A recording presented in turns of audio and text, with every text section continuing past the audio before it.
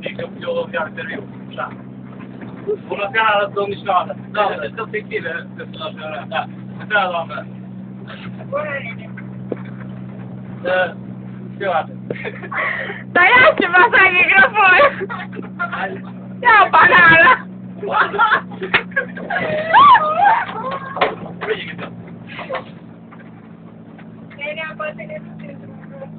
Dar nu, că nenea asta numai cu stâlpii de lemn are treabă ăsta, la Bună seara! Suntem în direct de la emisiunea națională. Plicticeală. Victima noastră este aici. Spui-ți rog. Ce probleme aveți? Vai, destino, cineva, neveric. Da? Și eu. Emoționat. Adică el. Dar eu nu știu.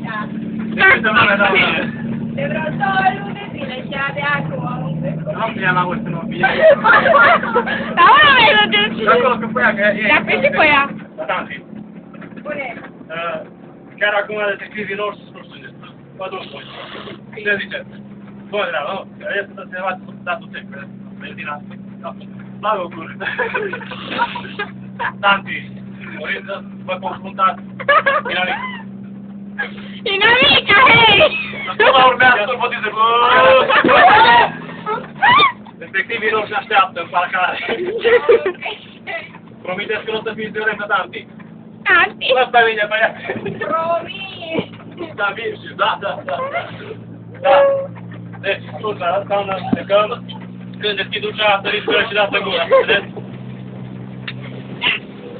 Bine, doamnă. Acum să te rasați. Sigur, eu. Acum să te rasați în direct. Să rămână noapte bună. Bine, că nu știu noi.